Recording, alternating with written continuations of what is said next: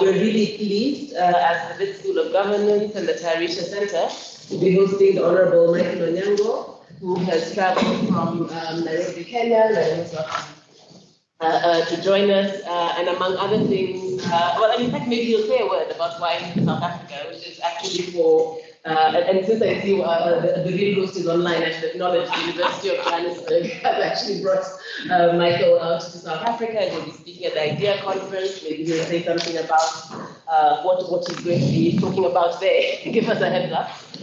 But he's been so kind, and thank you so much, Michael, for agreeing to give a public talk while he's here with us. And that's in addition to other conversations and meetings he'll be having while he's here. Michael will undoubtedly tell us a little bit more about himself, but just by way of introduction, I'm not sure if it's first, but I think we first meet on the streets of Oxford, which is the source of company you keep. I like that. Were you meeting in Abuja? Oh, yes. It's Abuja where we met. Yes. In Abuja. We first met in Abuja. Yes. And Michael has a colorful and diverse history, starting from the private sector and then going into the public sector, working at national government level, working at Kenya's first county government level as the Minister of ICT, working on a number of governmental task forces, and we shared the bio. Most recently, in his current, his fourth or fifth cat life, working in what many of us actually consider to be the civic tech space, but I think he doesn't define it as that, which is fine, but running the largest WhatsApp group, maybe on the continent, 500,000 people, called the Forgotten Bottomillions, which I hope you'll have a chance to tell us something about. I've been very excited to hear about how he's mobilizing essentially jobs for youth.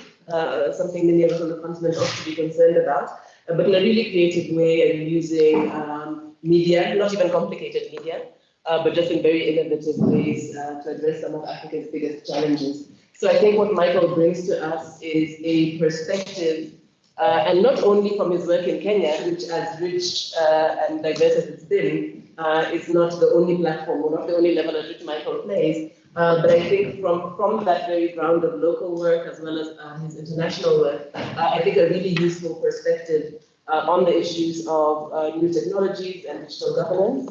The title for the talk today, I think, is around frontier technologies and how we can think about that from a governance perspective. So without further ado, I'm not going to read the bio, one, because it's 3 pages, but 2, because we've shared it. He's also very much online, so please do look up his profile and find out more. But without eating more of your time, I think we'd like to hear straight from Michael now that you have him with us. There will be some time for some engagement with him, so please, for those online, feel free to pop stuff into the chat, and we're also in the room, so we'll certainly have room for a bit of a conversation. Michael, you're most welcome, and we look forward to hearing from you. Hey, so good afternoon, and great to be here at Wits University. Thank you so much, Geshi, and everybody else for welcoming me into Parkstone campus. My first time actually on this campus, so it's great to be here. And as Geshi said earlier on, later on during the week, I'll be at the IDEA conference where I'll be doing a keynote. If you want to know what I'm going to be saying, I suggest that you come and join us. Yes, I heard it's only 4 hours drive from here, so it's not that far. But yes, I will be speaking a little bit more again and showcasing just what and who's doing some remarkable things on this continent with respect to frontier technology. But today's discussion will take a different tangent and a different place. And for those of you who've just joined us, and for those of you who have not read the the invite that went out, I'm going to speak about frontier technologies, and I'm going to be linking that to how and what the roles are towards democracies and governance within the continent. So this talk is really not a technical talk, and I want to ensure that everybody is actually on board and we're moving together. So I will not speak about any big technical terms. And the great thing is that in our lives, we all have Google. So I will suggest that there's many things that you can look up on Google, so I will not concentrate and I will not be talking about things which you're actually able to Google and find.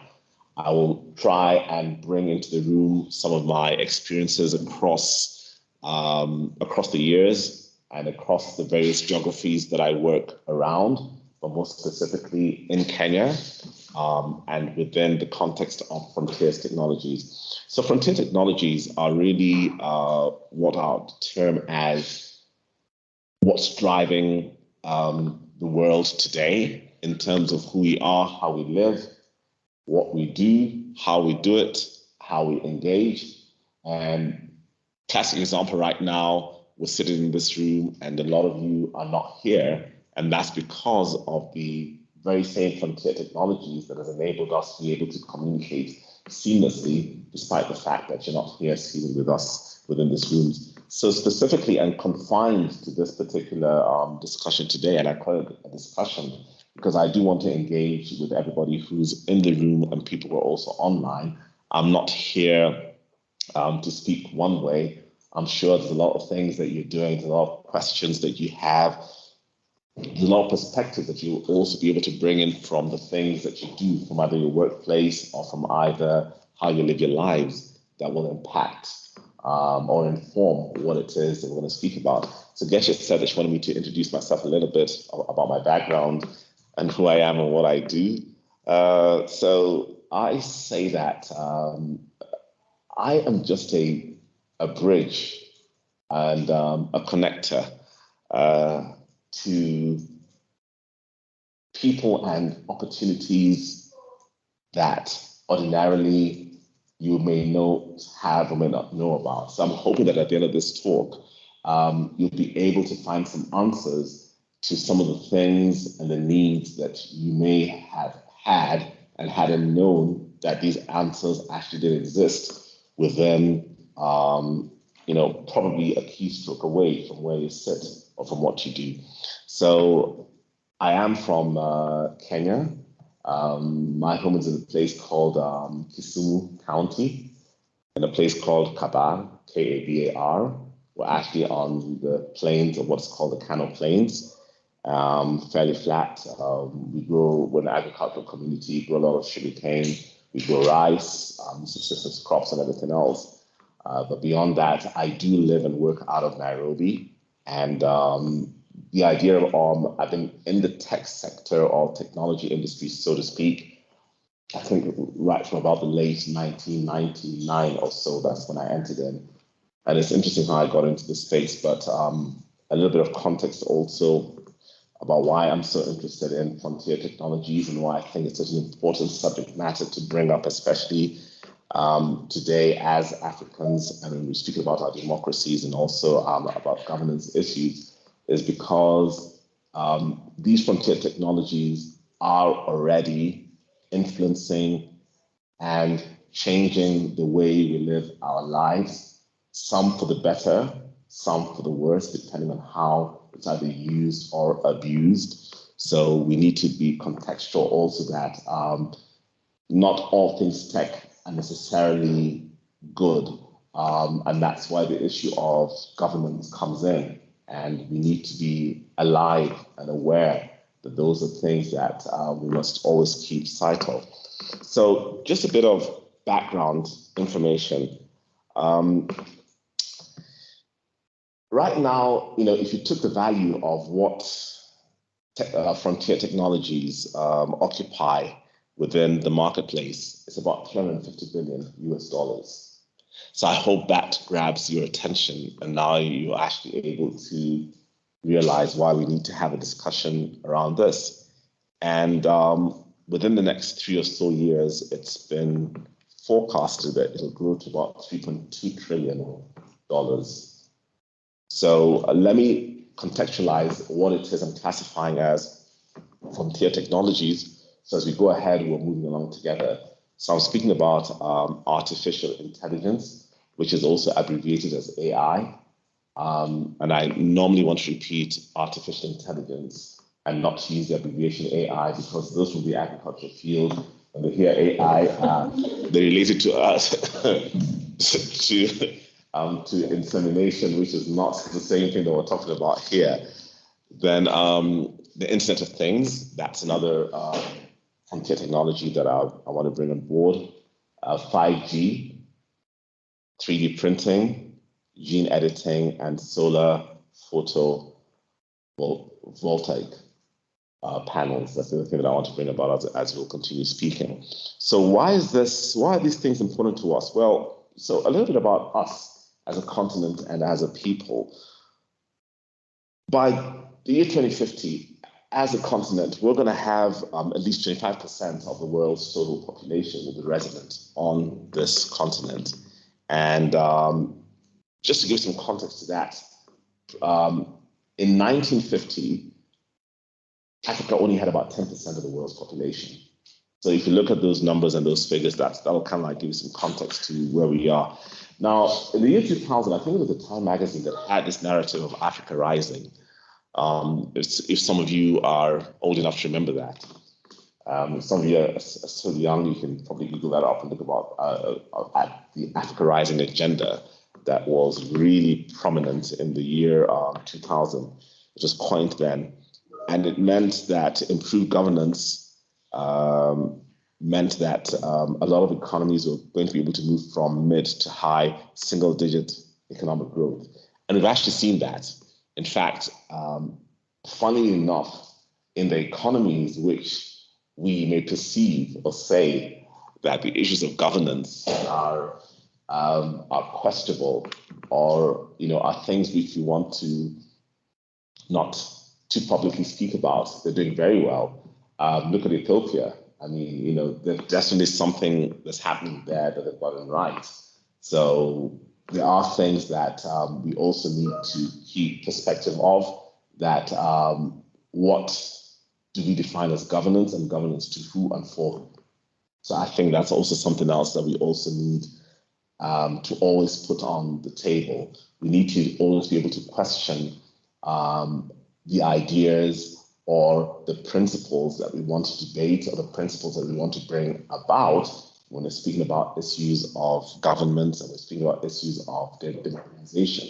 It's interesting, and just to give you some perspective, and I'll just say this off the bat. Right now, if anybody looks at what's happening, especially in the West, if you look at the UK, if you look at the Americas, the turnover of the leadership has been so high. But at the same time, if you look back, for example, look at China, which is now almost just coming to take over the US in terms of economic growth. There seems to be something which they have gotten right in terms of what they perceive to be governance issues.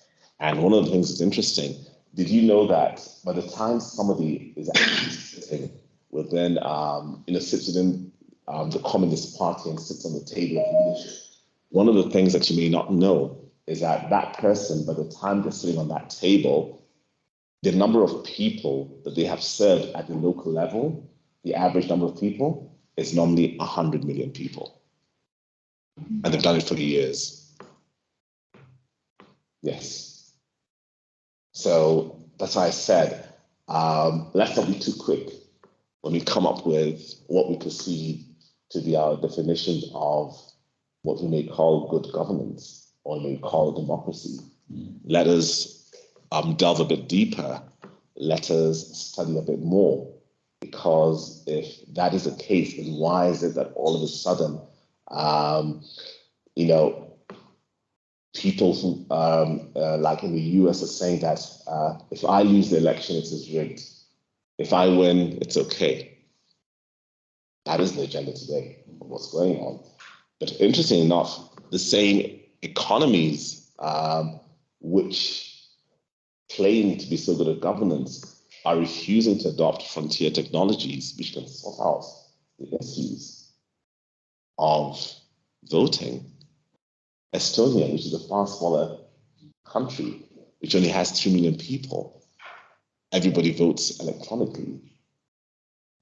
With the might and the power and the agility and the penetration of technology that is based within some of these big and old democratic institutions. Why is it that we're not seeing frontier technologies being put into play so that it can continue to enhance or improve what has been purported as the best way of ruling or governing people. But then let's come a little back home into Africa, and I'm going to speak about food because food is such an important component of anything that we all do as human beings. And I'll speak a little bit about agriculture as we've taken a look at what frontiers technologies are and to keep sight of why they're important. So when you think about agriculture, 80% of the world's 500 million farms are actually have an area of farming of about 2 hectares or so. That is really where most of the food comes from. That's both in Asia and Africa. And how is it, or is there anything that has been done around frontier technologies that is actually improving or has improved food production? So I said, I'm going to draw from my experience, and I'm going to draw from the things that I know which are working and which have worked, which are helping to help stem or help improve the yield or help mitigate climate change, which has now become such a barrier to our food production and such an impediment to anybody, especially who is doing rain-fed farming, and which is basically the majority of what the small-scale holders farmers are doing.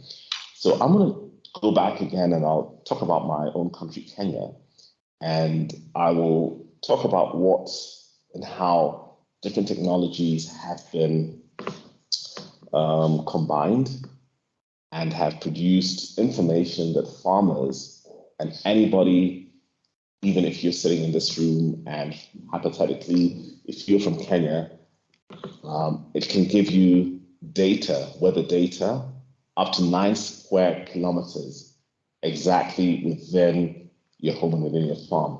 So I'm going to reference everybody to please check out later on. If you can just go to www.KOP, that's K for Kenya, A for Apple, O for Orange, P for Peter.org. And that's a weather app.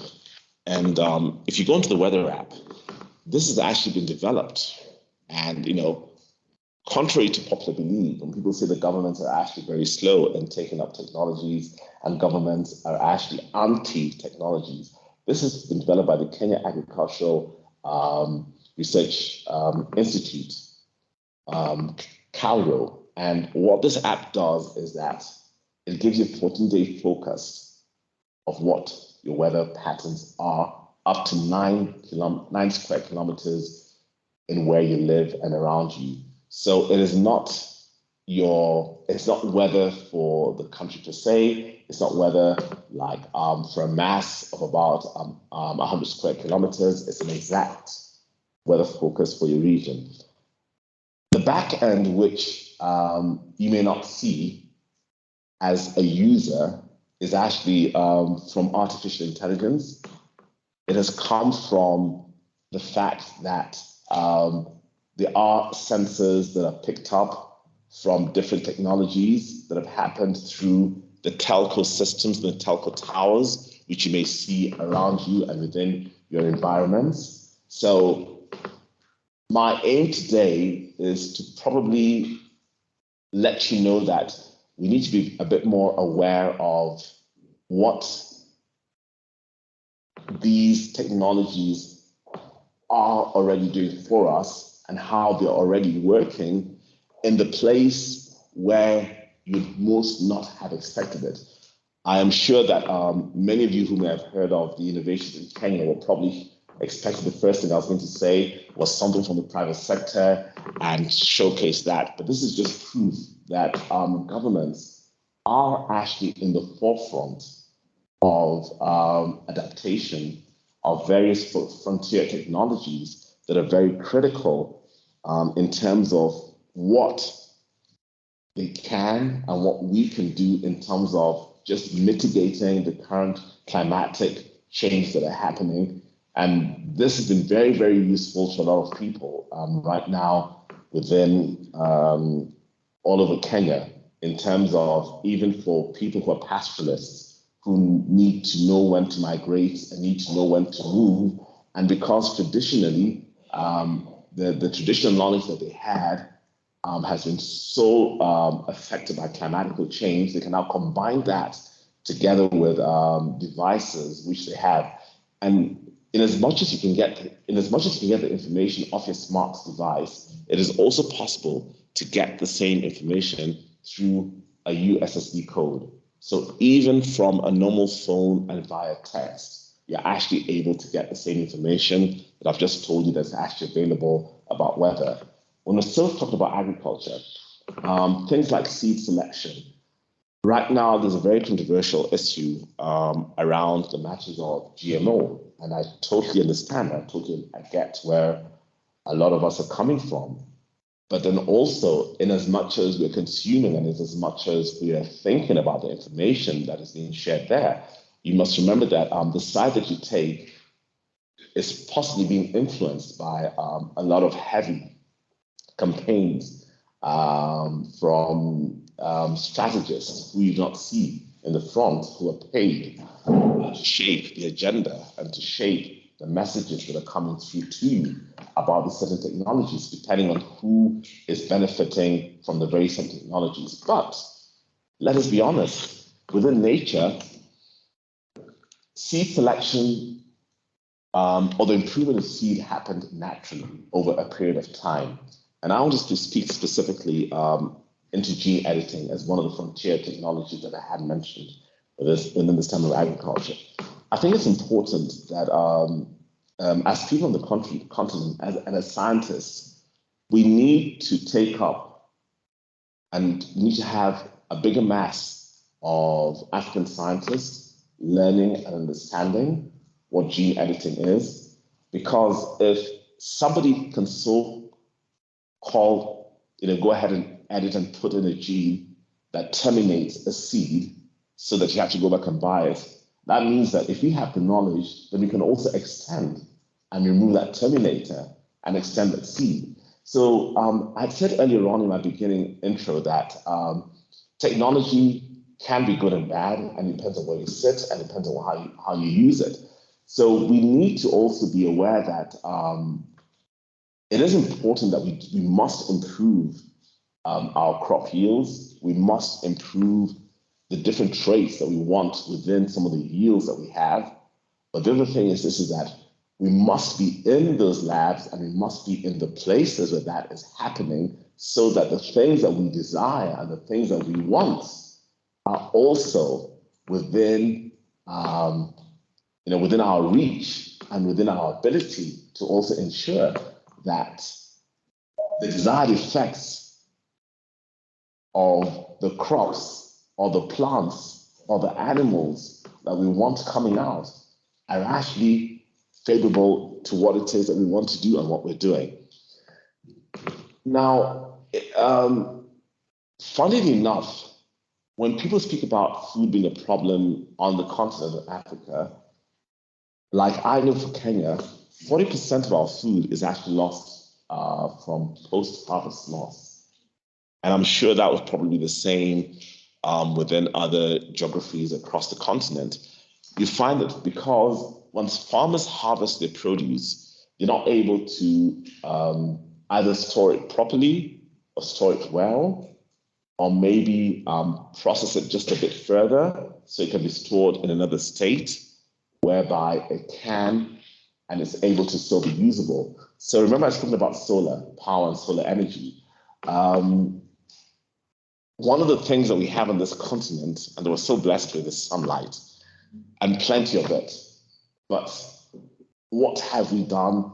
And as a frontier technology, how are we using that, or how have we used that so that the 40% of the post-harvest losses that I've just spoken about that happen in Kenya can actually be stemmed? I want to say this, and I want to say that in as much as it is now that the whole country is actually getting rains, but sadly enough, for about 2 to 3 years, the whole northern side of the country has actually had any rains. and about 4.2 million people have actually been starving. A lot of the livestock have died. In fact, I think they've probably lost about 40% of the livestock which they depend on because they are pastoralists. But the use of different technologies, like, for example, like solar, to be able to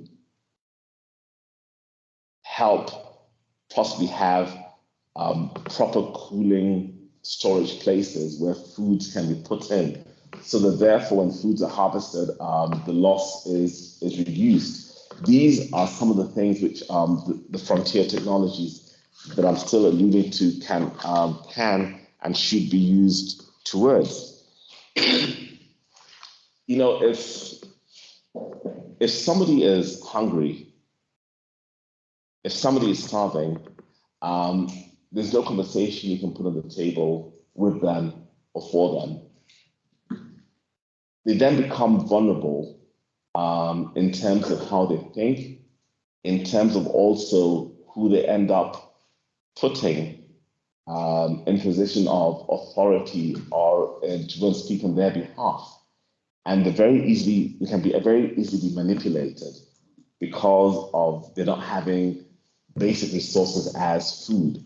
So agriculture is a core component, and already there's a lot of things that are being done and have been done in terms of ensuring that these are forming the agricultural value chain. But let me go to the private sector also, and I'll probably pick up one private sector player in Kenya that's done something remarkable around food.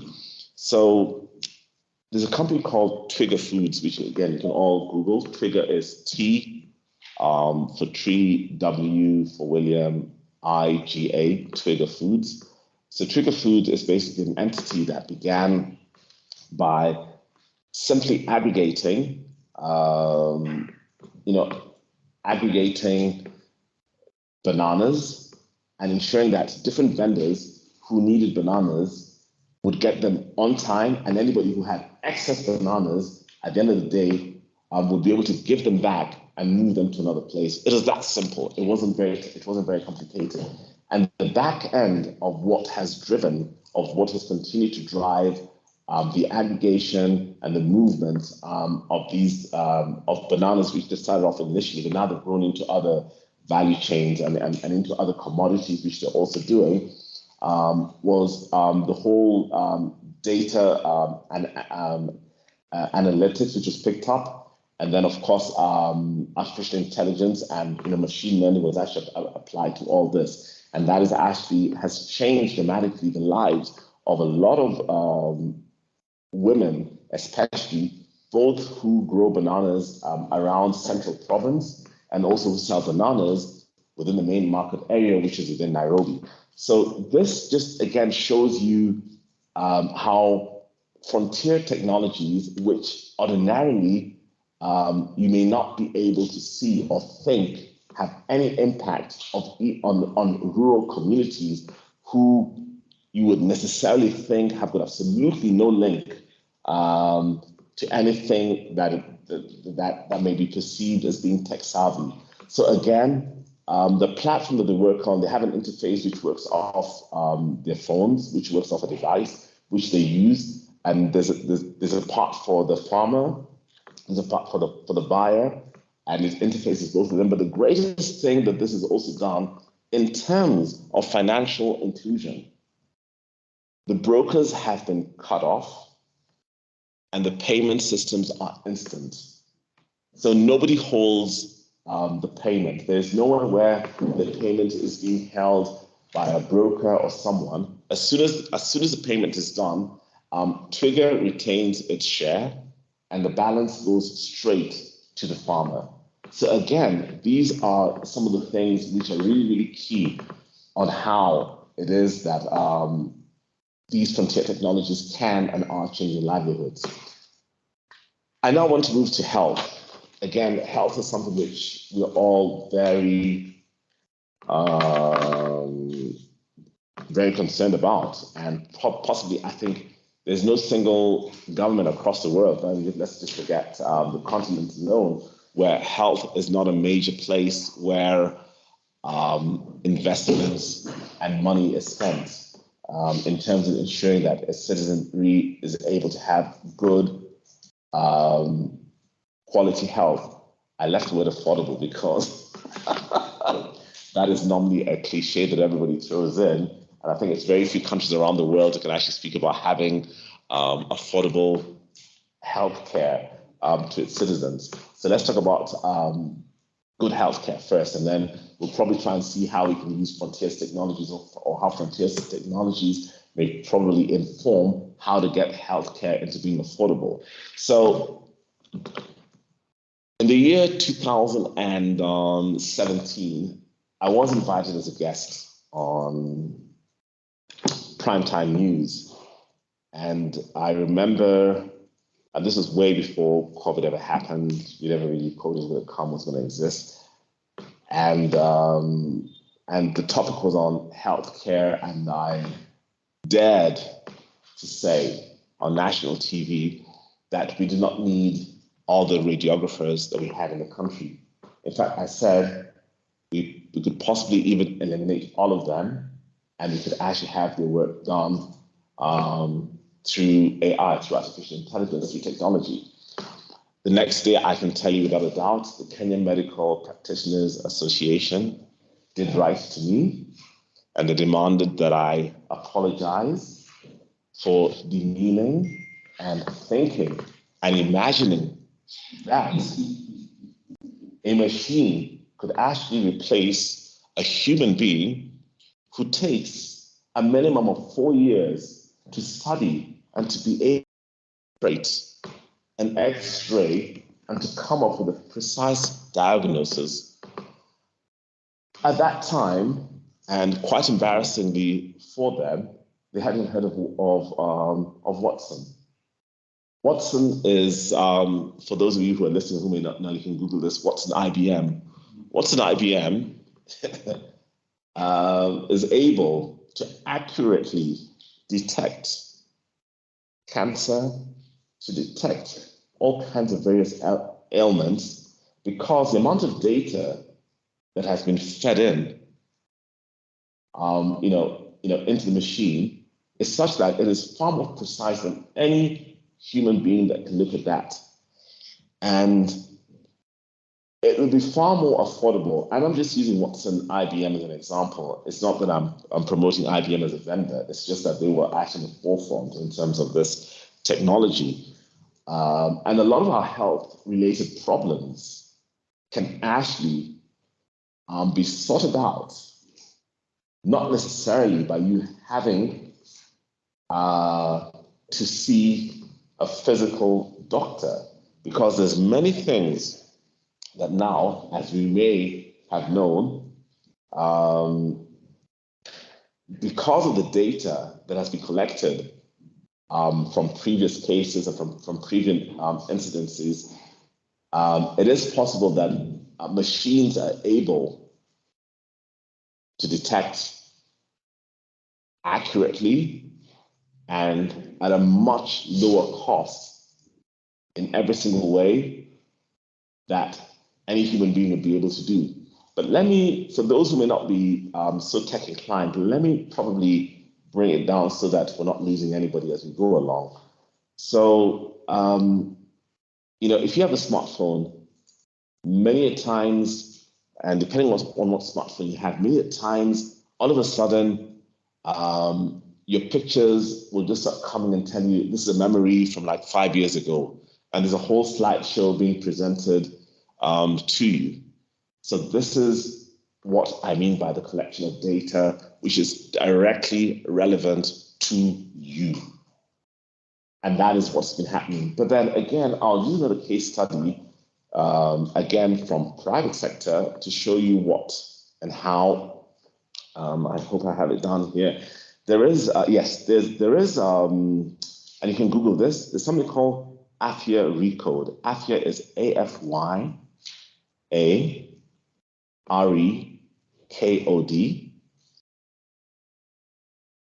And so this is a health service provider This is basically digitizing health information. So how many times have you gone to the doctor, and each time you go to the doctor, they probably want to take your vitals, and after they take your vitals, you say you have a chest infection, they say, okay, so we have to do an x-ray, and they do an x-ray, and let's say that hypothetically you then traveled to Mpalanga, and the ailment that you had continued, okay? I'm saying that because we're in South Africa. And you got there, and you forgot your x-rays back here in Johannesburg. The doctor would do what? He or she would take your x-ray again, isn't it? And do your whole vitals and everything again. But what Afia Recode has done is that now, as an individual, all your medical records are actually managed in one place, and they belong to you.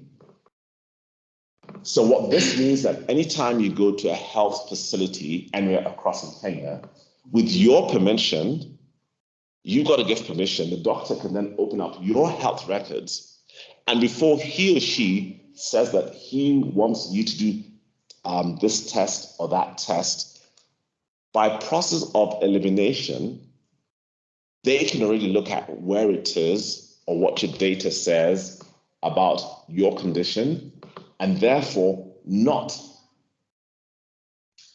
run up new costs for the things which you necessarily do not need to do.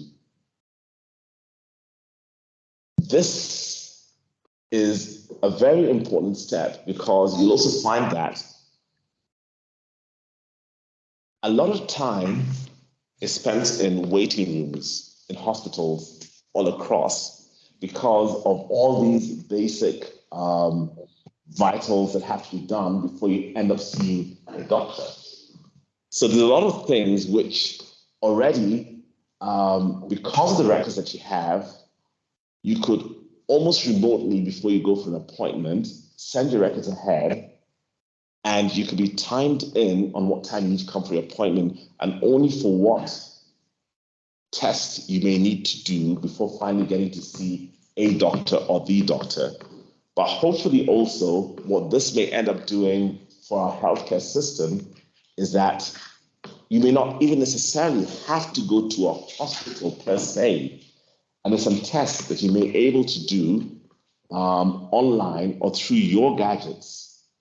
In fact, there is different frontier technologies right now that can actually read your iris and can detect a whole lot of various ailments that are actually detectable from your iris and feed into your medical records.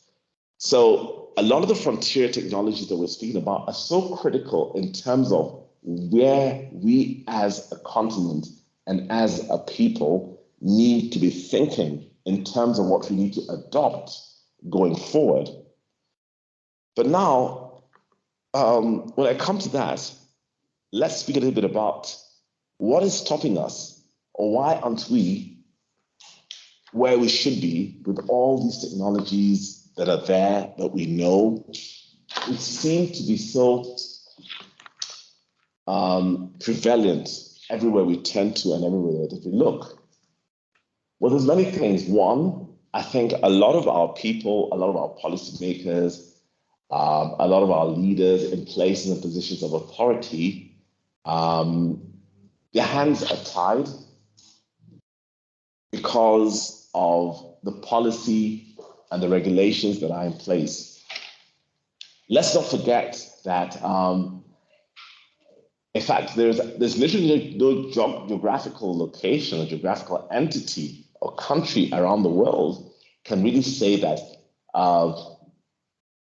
it has actually thought ahead of the technologies and has put the policies into place. So the time has come for us on this continent to be the leaders and say that, you know what, because we are the fastest growing, we've got the fastest growing populations, we possibly have the fastest growing needs, we must rethink how we engage and what we do around these frontier technologies. So what is the way forward? or how is it that we can actually engage, or what can we do so that we're able to protect our citizens, protect ourselves, and protect our peoples while still not losing out on the leaps and bounds of what these technologies can do for us. So one of the things that we can do is create policies that enable us to have sandboxes. A sandbox is simply an environment whereby you can have a controlled, quote unquote,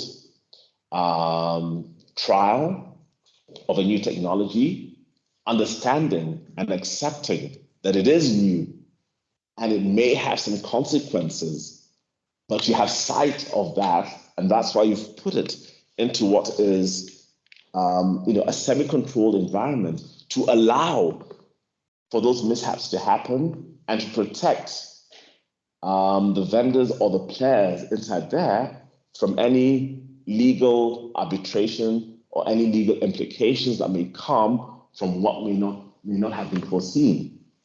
And from where I sit and from how I see it, we've got no alternative, because I had said earlier on when I had a meeting earlier on, up at the school, that the biggest blessing that we have as a people and as a continent is that we're not short of problems. And you know what problems are? Problems are simply opportunities in disguise. So we must be able to find a place where we can put in or have our problems being challenged, being resolved, being looked at without any repercussions that come back to haunt or come back to challenge those who've been brave enough to come within those spaces.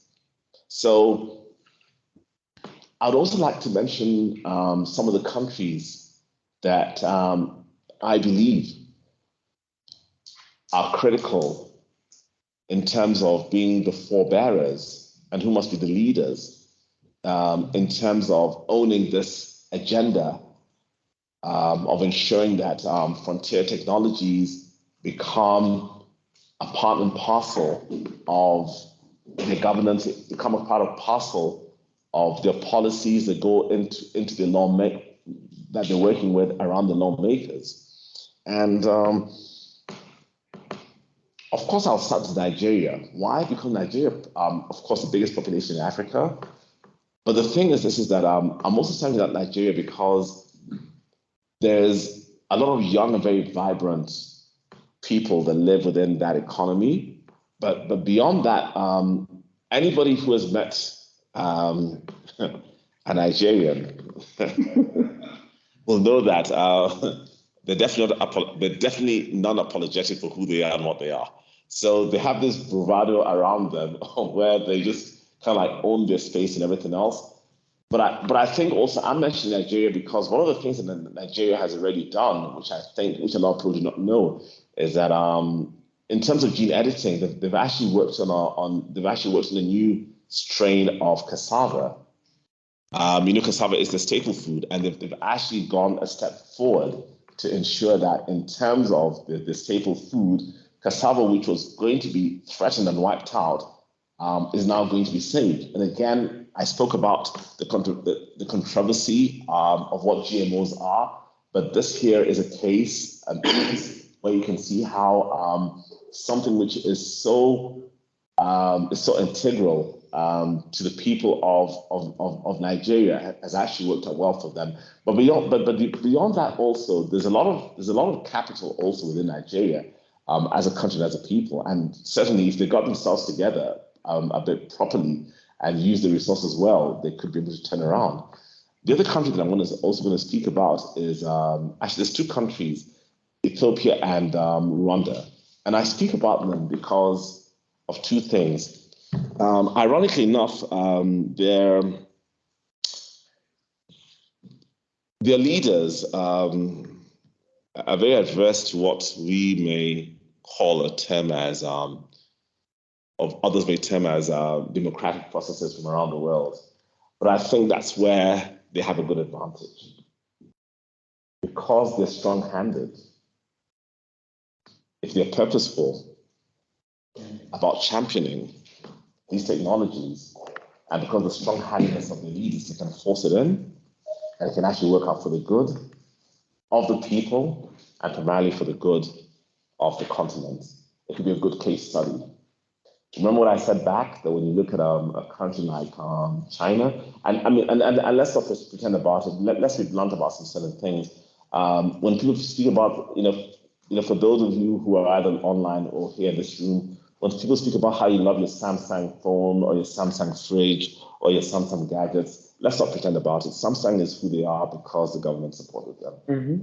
Okay? So let's stop pretending. Let's say things as they are. If you really want to get forward, we really need some governments to put their hands out there and support some particular companies and some particular local innovations, take them up, adopt them, and run with them. The same thing, if you talk about Alibaba, Alipay, please, let's not pretend, So it's got to be about us, who we are, and what is it and how is it that we're going to change our circumstances given the things that we're facing, that we're having. The other place, of course, is South Africa, where I am today. There's a lot that's already been done that keeps going on. It's got a very strong academic community that's very robust. That's also very multifaceted. There's a lot of cross-sharing that has to come from within different sectors. There must never be a divide between what is so-called the arts and sciences, because I will tell you, for example, anybody, if you're right now online, if you're joining us from your phone, if you're joining us from the gadget, from your computer that's sitting in front of you, the reason why you love your computer or your gadget is because the artist behind it made it so beautiful. It's got nothing. The artist behind the computer or behind your gadget made it so beautiful for you to look at and for you to use. It's got nothing to do with all.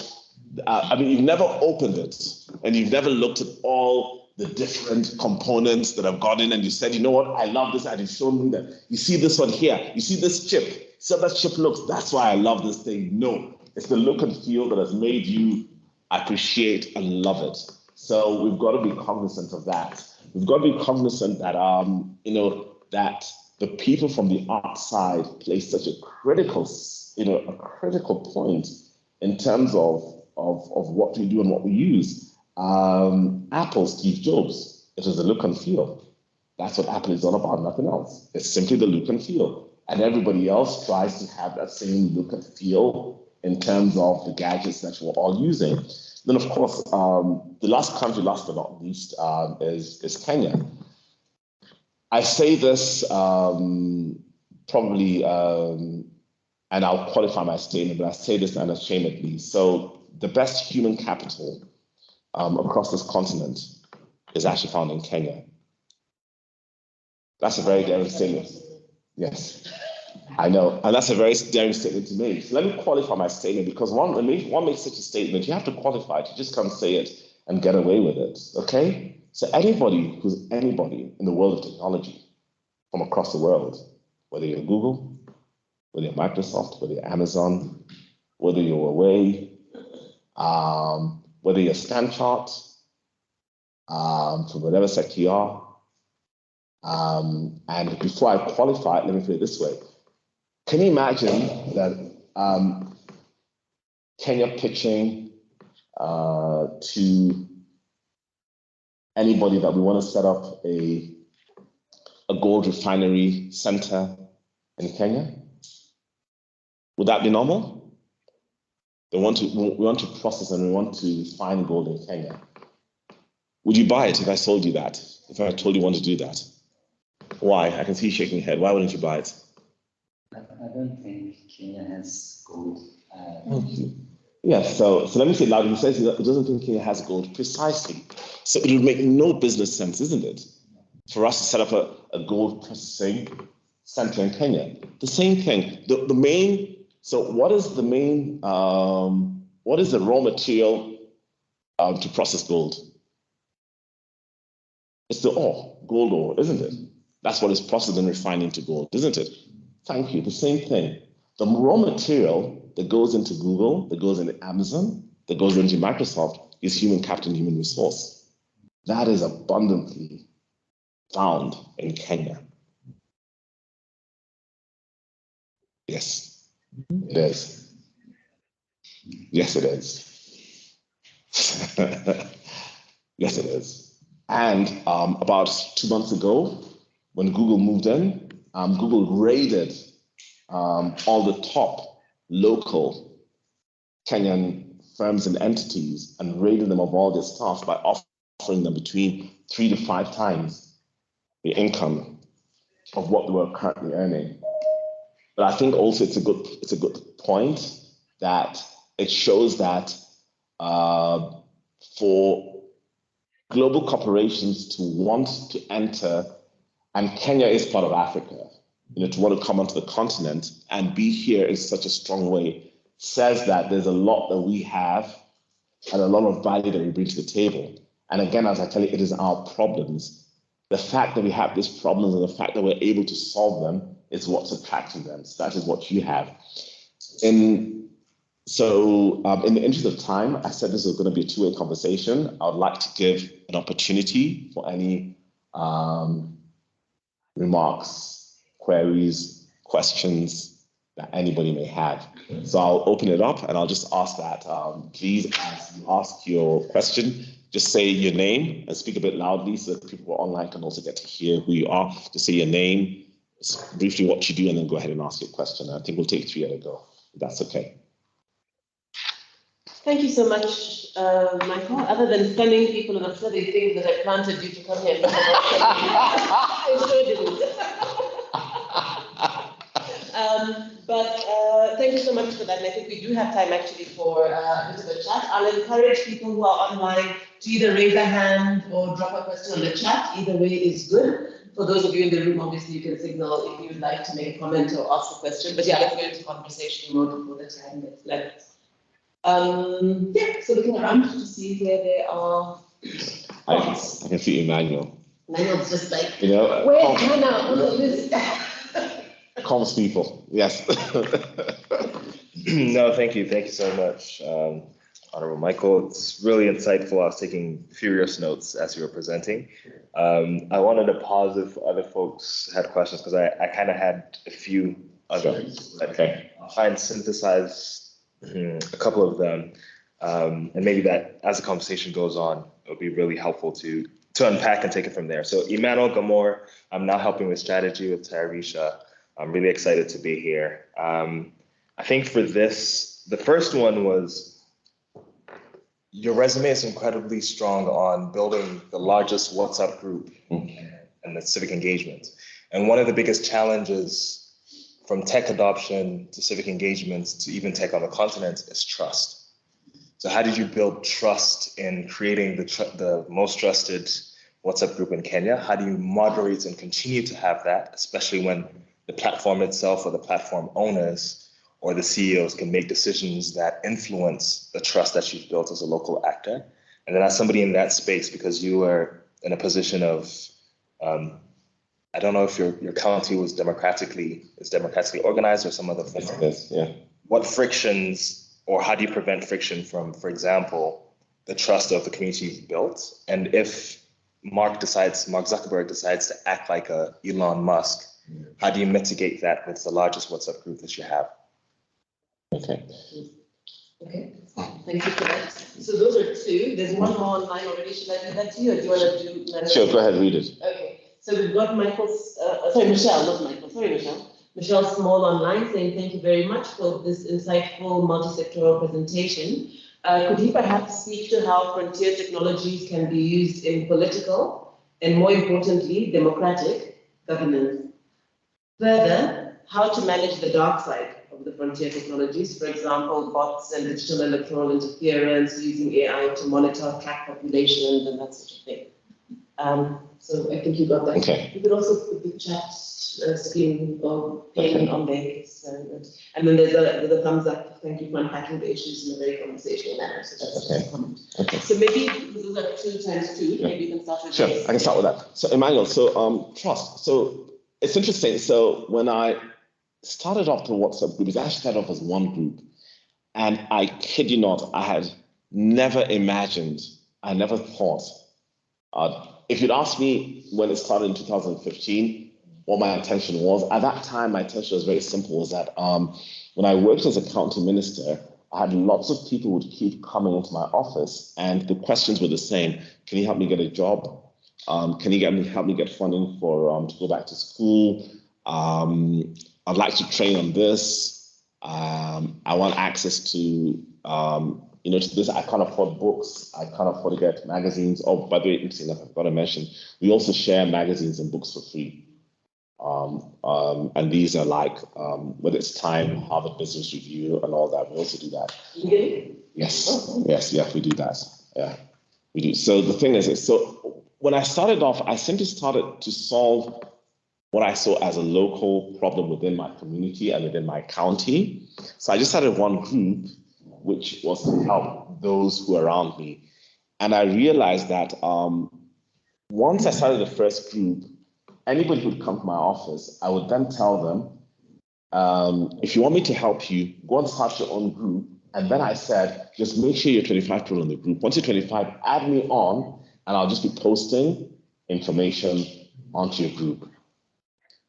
That took a life of its own and grew to where we're at today. And I said my intention was simply just to get people access to information which was fully verified, information which wouldn't be scam from, which was free. And I'm very proud to say, as I sit in this room, that we have people studying across the world, doing their bachelor's, master's, or PhD, people who have never met, on fully paid for opportunities, including the air tickets, from things which we have shared and we've advertised. So what has happened is that communities themselves, because we're about in total, we're possibly around maybe about 300 or so WhatsApp group in total. And the thing is that because right now WhatsApp has increased its membership, to 512 people. But beyond the WhatsApp group, it also spills onto Facebook and also other channels, and that's how we get to 500,000 people every single week. And it's interesting that within the groups, because they are communities of their own, people self-regulate, and they also call out things which which they can see that are scams. So this trust has happened because each group has become its own community, and so this helps to self-regulate. Yes, of course, you're saying that what about if Mark Zuckerberg tomorrow decides that he's going to shut it down and everything else? We have thought about that, and what we're doing is that we're now looking into setting up an app, which initially I was always against because I just felt that it was easier for people to work off WhatsApp. But of course, because of what you have said and what you just noted, we are setting up other avenues where people will still have access to opportunities. The one thing I'll guarantee you of, whatever format we'll be sharing the opportunities, nobody will ever pay a cent or a penny to access any of our opportunities. I understand the nature. I lived in Kisumu when I worked as a minister, and I know just how difficult and how tough it is for people who may be brilliant, but are simply languishing because they do not know that something exists somewhere. So the fact that we are a bridge to that information has helped and continues to turn lives. To Michelle, how can this be used? Her question was politically? Yes, and democratically. Democratically. Yes, so what we did is, so it's interesting, so I'll tell you, so to the run-up to the general elections in Kenya, because people trust our brand as 4BM, so we have our bulletins. So what we did is that because there's a lot of misinformation that goes out, we were not partisan, but we ensured that we kept telling people for the things to look out for, and anything that came that was misinformation, we also called it out, irrespective of which side played it. So we're not apolitical, we're not partisan, and will always continue to be that. So that is our way of increasing and ensuring that within the democratic space, you kind of like almost also be a third eye that looks after the interests of the people. The dark side, yes, the dark side is something which I'll not speak too much about today. I will be addressing it more in my keynote when I'll be speaking at the IDEA conference in Mpumalanga, but I'll just mention a bit. One of the things that I'm very clear about, and one of the policy things that I'm also going to be pushing through Tayarisha, is that as Africa, our data must be owned by us. So even your data as an individual, if anybody wants to use it, they must pay for it. So all data must be anonymized. And once we anonymize it, it also means that for the public good, much more we can do for it.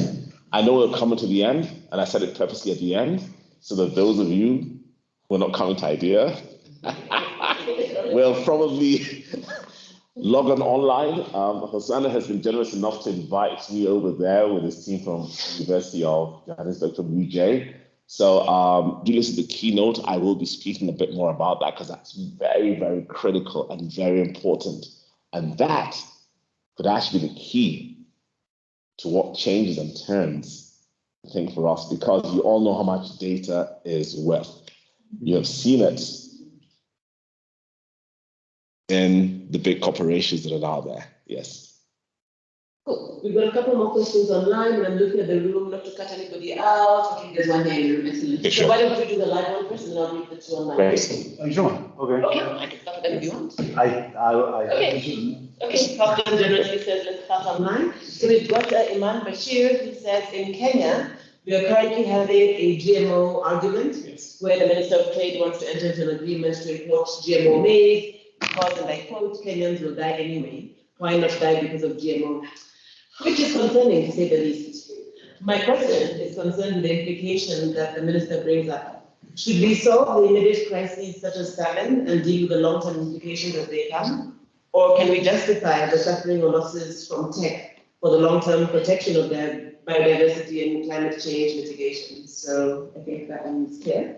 So that's what we want. We've got from Tom Boyer, who also thanks for the presentation. He says, given global developments in the tech space, what place do you see for frontier technologies in the public policy discourse over the next 5 or so years? So that's from Tom Boyer. And then I see a hand up from Japheth online. So we'll have them also generous. I'm sure he'll allow Japheth to speak. And so Japheth and Dick, if you could unmute and ask your question. Right, and thank you, Onyango, for your quite good presentation. I'm Japheth Ondiek from Kenya. I'm a PhD student at the University of Nairobi, undertaking a PhD in public policy, basically majoring in digital public policy. And my question is based on the fact of that. What do you think the African government should be able to leverage on in terms of employing artificial intelligence for public sector service delivery? Because if you look at how artificial intelligence is being applied, then you find that private sector and maybe high-end organization companies at the frontiers are the people who are trying to apply this, but the governments are yet to leverage on the uptake of artificial intelligence. So what would be your advice, or what would be your view in terms of how government can leverage on this in African context? Thank you very much for that. It's actually something we talk a lot about here, in the sense that we hear people talk a lot about the tech, but we don't perhaps always see enough practical application of why are we even talking about this. So I'll start with Iman.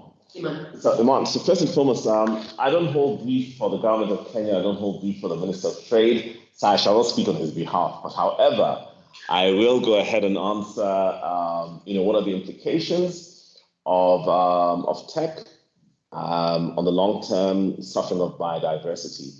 That one I will take up, and that one I will talk about.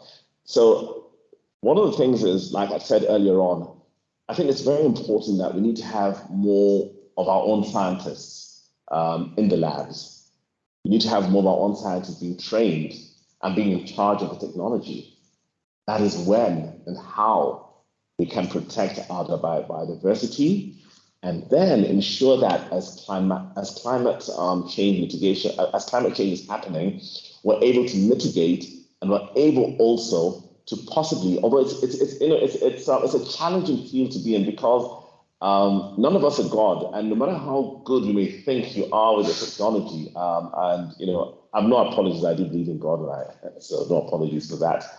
I'll say that outrightly. I think for us, more Africans need to be in the lab so that we're able to design and we're able to basically define or direct things that favor the direction that we want as a people. To Tom Boyer, you asked about the global developments in the tech space and where do I see frontier technology and public policy discourse over the next 5 years.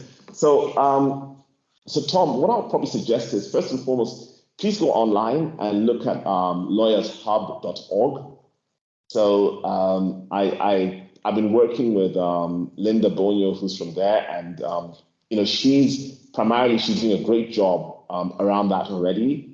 And there's different policies that they have already worked on and they continue to work on to ensure that as the frontier technologies are developing, also,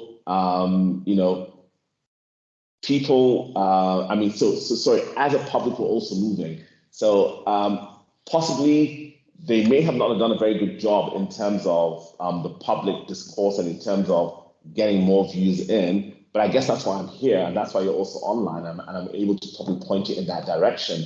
So I think there is a lot that's happening and will continue happening. And then there's also Tayarisha, who I'm here with today, who are also coming into that space. So as we move on, I think this is going to be a very positive and a very, what I'll say, public-led engagement, which you and everybody else needs to actually get involved in.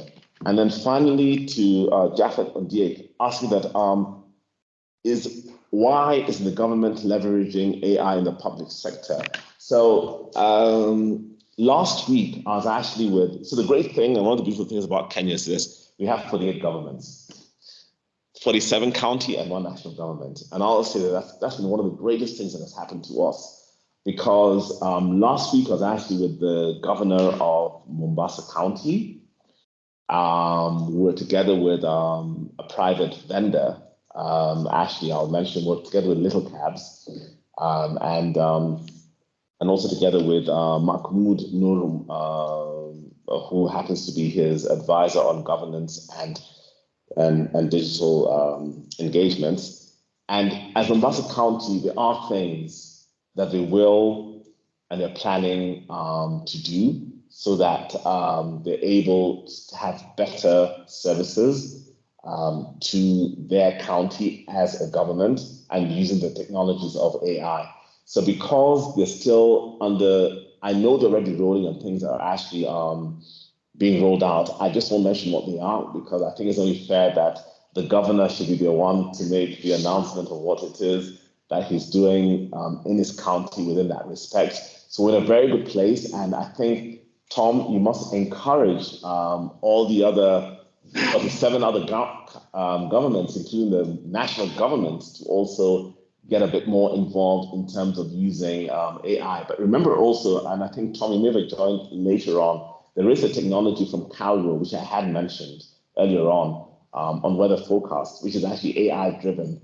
So again, Calro, of course, is a government-owned entity. So there is a great example of what it is that government is and can do with respect to AI as just one of the different frontier technologies. I think we're running over time, and I don't want to disappoint my host here, but there's one more question in the room here. Yes, so we'll take it. Yes, we have time. So we've got about 15 minutes. I can take one in the room. If I see any other hands, okay, there's one here.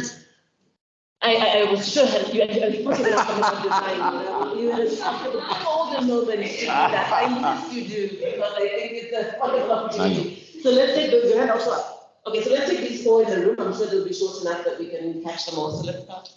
Yeah, no, thanks for that. So if you look all over the world. Perhaps please tell me who you are. Oh, sorry. I want to know who you are. No, it's true. Yes, thank you very much. Yes. After learning, and I am part of the Tayarisha team here. If you look historically. He's research. He's not saying that. Yes, okay. Alrighty. If you look historically all over the world, some of the most successful economies have done two central things. They have made infrastructure, critical infrastructure, a government-controlled sphere, and they have made key services public, education, health, etc. If you look at sort of how countries and economies are moving today, yes, we've already given up some of the critical infrastructure, internet, fiber, etc. It's not controlled by government. It's owned by private entities. And we increasingly see services also shifting. And I had a look at, you made a reference to Tayarisha. And I can't help thinking now we're also shifting key services from the public sector to the private sector. And I'm just thinking like and we celebrate it as innovation, and but it is an expression of, to some extent, I would argue, government failure, public sector failure. And what are the implications? What are the long-term implications of that? How is that shifting the relationship between state, private sector, state,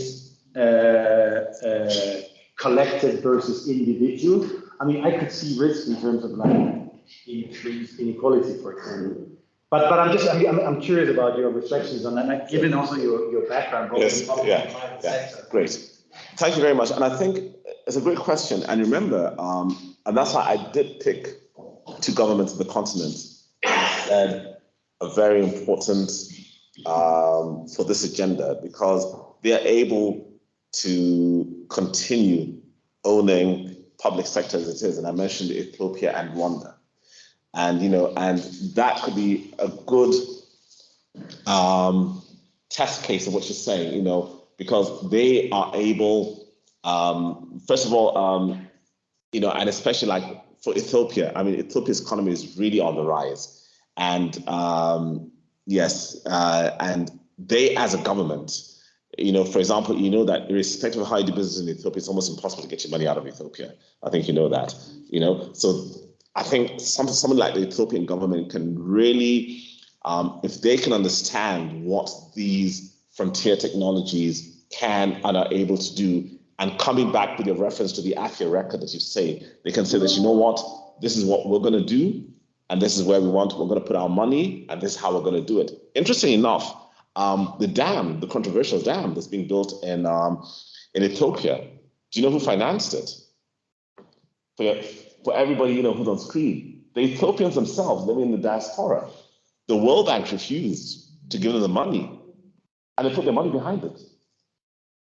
So coming back to you, I think it is true the government has failed, because the way government operates is that the way a quote unquote functional government operates is that you can't do this before you do this. You've got to do this step and then do this step. And within the era of frontiers technologies, that is almost an affront to moving forward. Hence why Tayarisha is setting up and is coming into place so as to smoothen that, and that's why you guys want to do that. But however, like I've said, there are governments who are in a very good place who are actually able to use their so-called dictatorial muscle to get things in place and to actually get it and to actually get it to work. Yes. Okay, great. Hi, my name is Odile Ayadele. I'm from the Institute for Pan-African Social Conversation at the University of Johannesburg. So I'm going to piggyback off Dan's question and come to what we're talking about, regulatory sandboxes, which I think are a great idea, but I don't know if they're necessarily a good idea for the African context. Because isn't there, and I think Africa can speak to this, that isn't there a danger of creating monopolies and also creating a so-called privileged class. And then and the second part of this part, when you were talking about Rwanda and Ethiopia, what we could describe as benign dictators, again, isn't there a danger of that creation of a privileged class? And what happens when they're not so benign? How do you get rid of them? Okay. Do you want to take the others, or do you want to? Sure. Okay. I'll take yes. We'll take them more. Sure. Okay. Oh, your hand is Okay. Okay. No problem. Let's just take the three because so we don't know. So I was interested in, you spoke about health and Sure. sandbox. Introduce myself. Yes. I'm actually from a design background. I'm taking my PhD in governance, but I have arts background. And I'm very interested in health. And you're speaking about sandboxing and ways of sort of allowing this innovation to happen. So there's two aspects of the technology in terms of the governance. So one thing is the policy, but another thing is a lot of the actual innovation. You were speaking about Kenya, where Google comes in and steals all these, all the experts in the field. So how does government sort of protect the human capital and get that level of innovation happening, so that all this technology actually does not become taken over by the private sector and exploited? For instance, a lot of the technology for the medtech is owned by private companies. They charge a lot of money for it. So how can we think about, how can government change that? Okay. Fine. So I'll answer them. Oh, so one more. Sure. Okay. Oh, great. Yes. Okay. Yes, sorry. Thank you very much. Sure. My name is Onyango. I'm a postdoc with Tayarisha. Okay. Oh, great. My work is mostly based on mobile money. Yes. Okay. But I'm more interested in something that you talk about, especially with AI and the use of solar and the agricultural sector. Sure. And my biggest issue, or what I would like to get from you, is most of the players in the agricultural sector are from the poor kind of Absolutely. yes. Yes. And when we talk about these issues of artificial intelligence and AI, for instance, I know this thing called agrobotics, where you combine artificial intelligence and solar energy to protect the crops in areas that are very hot. Okay. So, and my understanding is those things require a lot of resources and just few companies, or maybe, for instance, in Botswana, I know there's a university that is doing that. But how can this be rolled out to this poor people? Because these are the people who really are the people who are doing their job. Okay. Okay, good. So I think we have a set of questions there. There's another one online. I think we only get to it if we get to it. Let's take the ones that fine. we didn't. Okay, so first and foremost, let's not get stuck in the sandbox matter. In fact, let me challenge you both. Can you come up with another system, another way in which we can still ensure that we can get innovation to be, to be harnessed in an environment that allows failure to happen, but does not punish that technology because it is still on a trial purpose. So let's not get stuck within that framework. Let's not use that as a standard. Okay, so don't get stuck there. So my challenge is to you also as university students or university staff. Can you come up with another system and another way? Okay, and then coming back then to the area of the of the dictators and everything else. Sadly, we don't read a lot, and we need to go back and read about the Ming Dynasty in China. You know, people see China today and they think that it just happened overnight. It didn't. And I think that's a problem, because also we live in what I call the microwave generation, where we want to put the popcorn in the microwave and in 3 minutes we want to have it ready. So there's a lot of, they say there's no pain without any gain. I might say, I think there's some certain things that every nation, every country goes through to refine it, even if it's just like gold. For you to get gold, what temperature must you go up to get the purest form of gold? So let me answer it in that way. However, so let me throw back the challenge and say that, what is it that we can and we must do? And maybe through Tayarisha, to find another way that actually works for us, that eliminates and doesn't go through the sandbox way. I'm actually here to also seed new propositions to you in the room. You know, I'm actually not hoping, I'm challenging you, I'm charging every one of you here and listening online that you must be the reason that we're going to leapfrog. You know, we all need you all to help us that. Coming back to agriculture and what you said about the costs of implementing, the costs of this technology and everything else. Yes, there are costs that are expensive. And the other thing is also that I think we also need to relook at how we possibly do some of the things that we do. You'll find that, for example, agriculture, is it really necessary that, I must farm, she must farm, and she must farm, and we're all neighbors? What if we all went and farmed her land?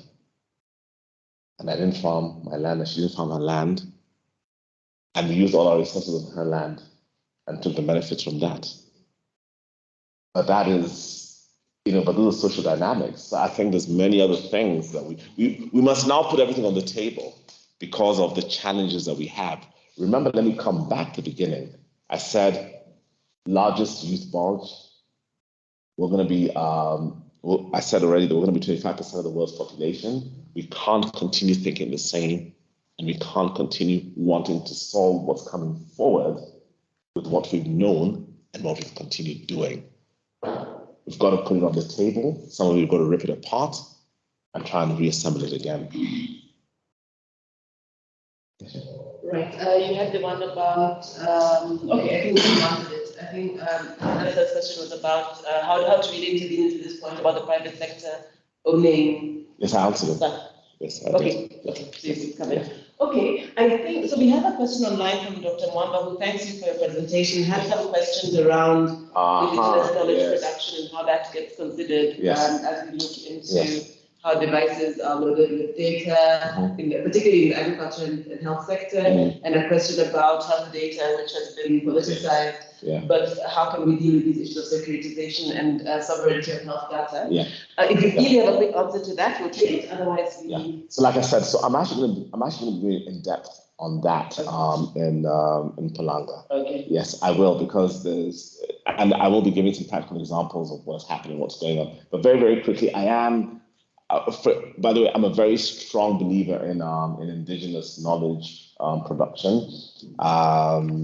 My father is actually 87, and he has not been able to walk properly for about 3 or 4 years. But last week, some man came with some traditional medicine and massaged him and everything else, and now he's walking without any aid, with any support. Yes. So, Dr. Mwamba, I am with you on this. Hopefully, you're going to join us. If we have an online session, and we'll be able to speak a little bit more about that when I'm in Mpumalanga at the keynote that I'll give there. Ladies and gentlemen, I think there's so much to talk about. I want to thank the university here for having brought me here. I'm extremely grateful, and I hope we're going to have more of these sessions later on. I want to respect the time, so I want to say thank you, and I'll sign off and hand over to our moderator, Geshi. Thank you so much. So I think maybe a round of applause. I think a really insightful presentation and a lot of generosity in responding to the questions. Thank you so much for that. And I think if I can just say, no attempt at all to summarize anything, but I really appreciate your response in the last few questions, in that, and especially in this space, perhaps when we're dealing with new things, often we see the potential and we see the stuff in between as the obstacles. And I think what you're emphasizing, and it's something I really also like to say, is perhaps those obstacles are not the obstacles. Perhaps those are the issues needing innovation. So they're not just things we have to get past so that we can get to where the tech is doing great stuff. Perhaps exactly those issues, either of the inequality or those issues of the procurement or the unequal access or the affordability or the lack of seeing ourselves in certain things, perhaps those are exactly the spaces where we need to be innovating, and they're not just things to brush past so that we can get to some fun tech play. These are the things we have to focus on. So thank you so much, I think, for really articulating that really well. We do look forward to the conversations. Obviously, we're going to spend the afternoon chatting a bit more about that. Absolutely. Thank you also for talking of Tayarisha. I think we need the we're just getting off the ground. And I think we really believe passionately that there is a need, actually, not just, well, we have to start by talking. So it's like when people complain about talk shops, because they think, well, talking is how you start. And obviously, if you only stop there, that's another story. But I think for us, we see that these sorts of dialogues, and I think thank you so much for the community that joined online as well as those who are here. We see this as a really important starting point to actually doing things. So we really appreciate your input on that, and thank you so much for your time. For everybody who has joined us today, thank you for your input, for your brilliant questions. For those of you who are in Mpumalanga, you will let us know what you heard while you were there. And for those of you who also participate in our Lunchbox series, and we invite everybody to do so, our next Lunchbox is on the 1st of December, I believe that's the deadline. Okay, and we'll have Dr. Pelelani Mpanza sharing his research, I think about the banking sector, if I'm not wrong, and some insights from his PhD. So we look forward to seeing you all there. If you're not on our mailing list and you'd like to be, just respond to Zibusiso, who you'll see somewhere in the email trail, and we'll be more than glad to add you onto that. Like I said, we're a proud talk show. Thank you very much, everyone. Okay.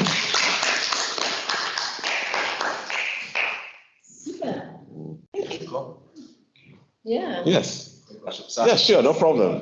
Yes. You had a huge pushback. Yes. And so now wearing the hats of innovation on the sandbox model. So thinking about innovation and the economics and business of innovation, what model then, and I think it touches on the GMO agriculture. It also touches on frontier technology that's used. And it also touches on experiments of frontier technologies that have been